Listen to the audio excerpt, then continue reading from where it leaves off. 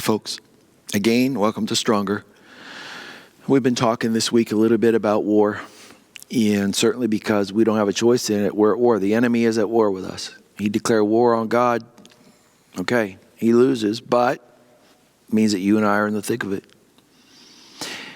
But maybe one of the things I want you to understand is not to make it like, put it on a personality like Satan. I think you have to understand your relationship with truth and where you really have power of control of choice. You do have power and choice. And it's going to be about your relationship with truth, not knowledge. Knowledge is only possibilities. I have water in this cup, believe it or not. It's a possibility to quench my thirst. The knowledge of it doesn't do anything other than give me the possibility to use it.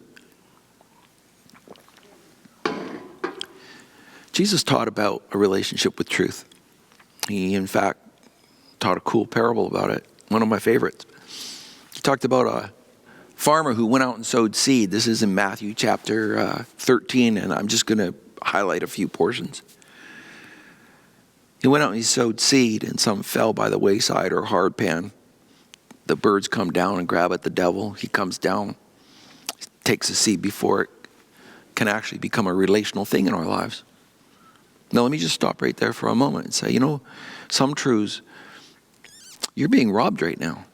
It's not even penetrating your life because you actually put such conditions upon your relationship with that truth. It's not that you don't know it. You're just not having a healthy relationship with it. If I take a truth like forgiveness, and actually I just taught some of this to the staff this week, but if I take a truth like forgiveness and I say, I forgive, but really I only forgive those that are in this category. I don't, and I would never forgive this. We're talking about a knowledge without a full-on relationship. So the first relationship is you get robbed. The enemy steals it before it would penetrate, but it's your choice that has kept that relationship with truth here, because I would never forgive that person for what they did. But I find it easy to forgive this person. Because you find it easy to forgive this person, you think you have a good relationship with truth. No. You want truth to be coming through to the good ground. Now, the next ground was what it was called was rocky soil. The idea was that there's a little bit of good soil on top of hard pan, rock. And the seed finds warm, shallow soil, sprouts, grows quickly, gets green, but never produces any fruit because it can't take the heat of the day. Again, we have these conditions, and we don't practice the truth thoroughly. Instead of taking it and saying, I'm going to really practice this truth of forgiveness in all circumstances and deeply as I possibly can. We're always looking for how little we need to forgive, or maybe just this type of forgiveness. And we're always stuck in these conditions. You're hard-hearted, but it's just covered up by a little bit of good soil. You don't have a good relationship with that truth yet.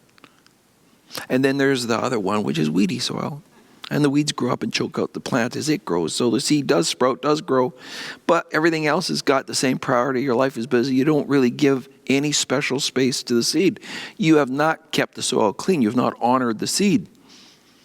And so you end up with something that grows, but it can't live. Just can't live. Final is good soil. It's no weeds, no hard pan underneath. Seed can penetrate. The seed is honored. The seed finds root. It grows up into a full, mature plant. And in doing that, you get fruit. That's life. Your life just got filled with fruit. These kinds of relationships with truth happen all the time, and we have them at different levels. You're not one of these grounds all of the time. You've got all four of these grounds in you, depending on what truth we would talk about. Some of you would be comfortable talking about the truth of forgiveness, but you would not be comfortable talking about the truth of giving. Some of you would be comfortable with the truth that says that we need to live a joy-filled life, but you would not be comfortable with the truth that says you need to make sure that you're not hanging on to anger. We need to understand we've got all of these lands operating. So here's some things I would suggest to you quickly. I would have a prayer that goes to God and say, God, Where am I getting robbed? Where do I not even, the truth doesn't even penetrate. Would you show me?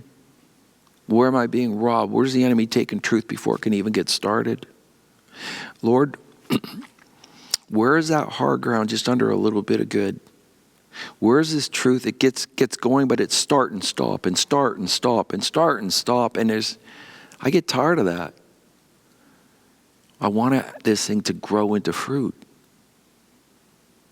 Show me, Lord. Take a good, honest look. And where is the priorities of God's truth the same as any other? All priorities the same. What God speaks into your life, well, you've got 100 other voices that are speaking, and you give them the same priority. Or they get to interpret what truth is for you, and you're wondering why God's truth gets choked out because you're not honoring that truth. And you do have some good soil. Some of that good soil is where the truths, they've bit hard, and you've honored it, you've kept a clean soil, and it's really grown into something special, and it's given you greater life. You want to do great warfare? Pay attention to your heart. You've got all 4 of these. Ask the right questions. Get God to show you. Ask him, show me. Be open-hearted. Hear what he says.